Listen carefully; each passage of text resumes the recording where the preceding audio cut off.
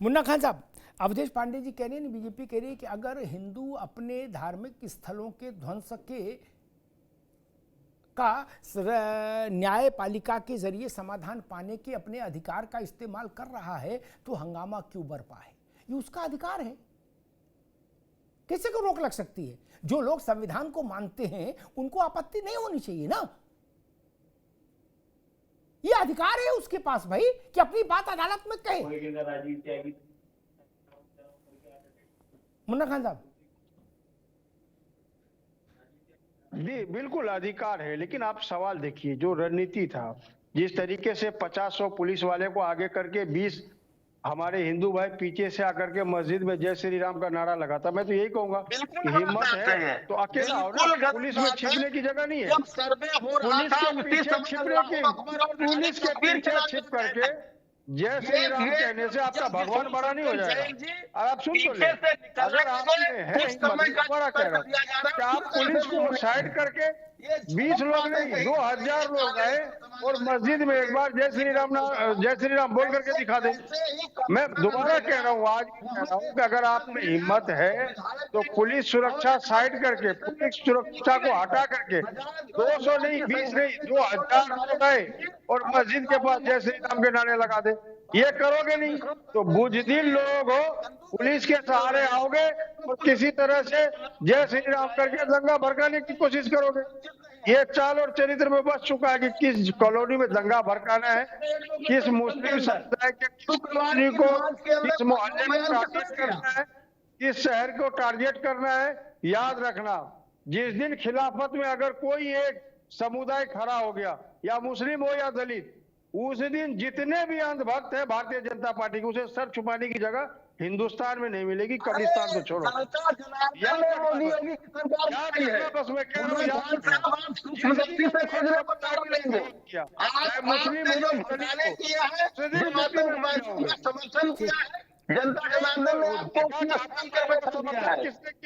आतंकवादी को कंधार छोड़ने तुम्हारे चटा गए। ठीक, आयोग में रुकना होगा। मैं दोनों मित्रों को रोकूंगा। अवधेश भाई आप रुके, मुन्ना खान साहब आप रुके। तनुज दीक्षित, संभल में नारा दोनों तरफ से लगे, इधर से जय श्री राम लगाने वाले कम थे। अव्वल तो मस्जिद के अंदर कोई नारा ही नहीं लगा, क्योंकि मस्जिद के बाहर ही लोग थे, मस्जिद के अंदर तो टीम ही गई, सिक्योरिटी गई बाहर, और 800,000 लोग थे जो नाराए तदबीर और अल्लाहू अकबर का नारा लगा रहे थे। एक नारे से फसाद हो जाएगा, दूसरा नारे से गुलाब जामुन बटेगा, ये कैसे तय हो गया?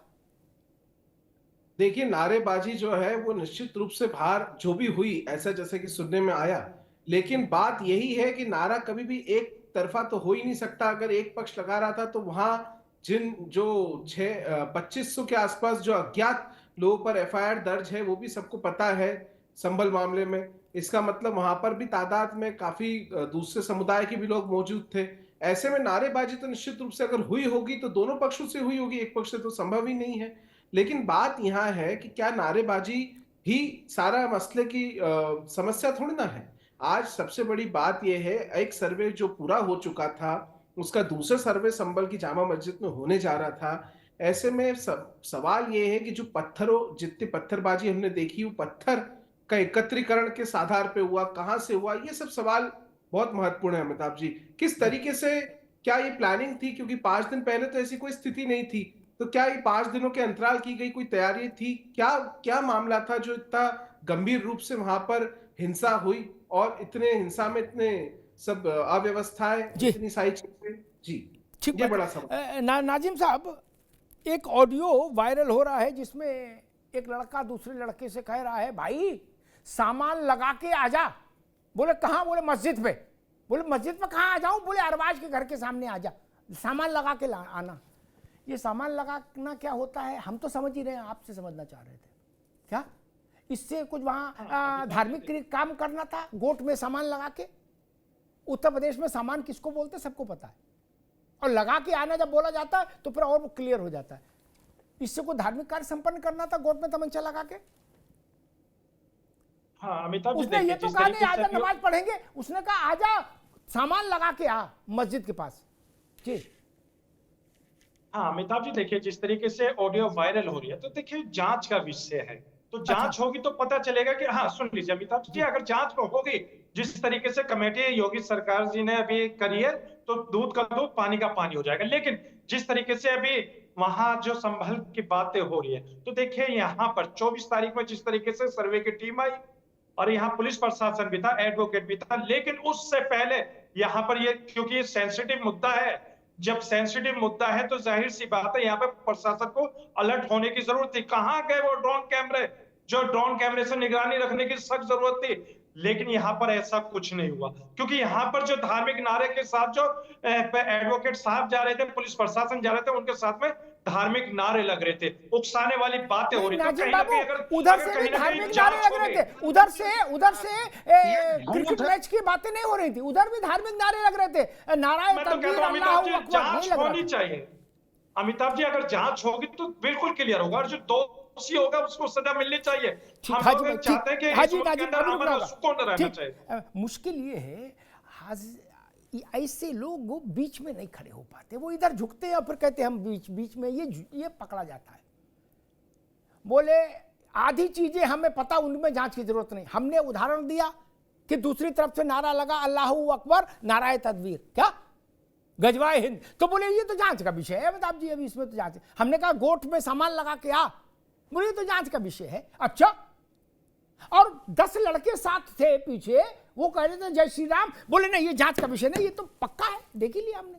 बाजी वाह, कड़वा कड़वा थू और मीठा मीठा गप, गुलगुला है क्या संभल ना, गुलगुला नहीं है संभल भैया, यहां अटक जाएगा। न्याय की कसौटी पर संभल खड़ा होगा। मुन्ना खान साहब, कोर्ट से इतनी नाराजगी क्यों? फैसला कोर्ट का था, भाजपा का नहीं था, कांग्रेस का नहीं था, मुसलमान का नहीं था, हिंदू का नहीं था, अदालत का फैसला था कि सर्वे होगा। ये 1000 आदमी वहां पत्थर लेके क्यों, तमंचा लेके क्यों खड़ा हुआ जाके? कोर्ट पर पत्थर फेंकेंगे, कोर्ट पर तमंचा चलाएंगे। और नाजिम कह रहे थे कि ड्रोन कहां गया और सीसीटीवी कहां गए। सबसे पहले तो ड्रोन और सीसीटीवी ही तोड़ा जो पत्थर लेके आए थे। मुन्ना खान, मैं समझना ही चाह रहा हूं, क्या अदालत को पत्थर से डराने की कोशिश होगी? जी देखिए, अभी जिस तरीके से आपने वीडियो की बात की थी, एक वीडियो और वायरल हो रहा है जिसमें एक ऑफिसर और एक जनता दोनों में बात हो रही है। ऑफिसर कह रहा है कि मैं सर्वे के लिए जा रहा हूं, तुम जो आदमी भेजना है भेज दो, और जब मैं कहूं तभी जय श्री राम के नारे लगेंगे। ये इसकी भी जांच होनी चाहिए। ये वीडियो मेरे पास, अभी मैं दूसरे चैनल पे था, वहां मैं वीडियो दिया हूं, मैं आपको भी मैं भेज दूंगा। तो सवाल वीडियो का नहीं है, सवाल ऑडियो क्लिप का नहीं है, सवाल ये है कि इतने वहां पे पत्थर जमा हो गए, तो क्या जो प्रशासन थी वो गहरी नींद सो रही थी? उस प्रशासन को कानों तक भनक नहीं लगा? दूसरी बात, जिस जगह पे आप सर्वे के लिए जा रहे हो वो एरिया को सील करना चाहिए था। जब आपको पता है कि वहां पे मस्जिद है और अच्छे खासे तादाद में वहां मुस्लिम भाई रहते और जामा मस्जिद है, और वहां पे जाकर के आप जय श्री राम के नारे लगाते हो, तो दूसरे समुदाय के खून नहीं खोलेंगे क्या? तो आप तो चाहते हो चिंगारी में आग लगे। ठीक है मुन्ना खान साहब, सरकार की मंशा की दंगे हो। ठीक, अगर सरकार की मंशा ना हो दंगे, तो सरकार के बगैर सहमति के कोई एक शब्द बोल जाएगा, चाहे हिंदू हो या मुस्लिम हो। क्या ऐसा लगता है आपको? अब नहीं, अब वैसा ही होगा, अब वैसा होगा, अब नहीं बोलेगा कोई। पत्रकारिता में 35 साल हो गए। ठीक है मुन्ना भाई, देखा आपने?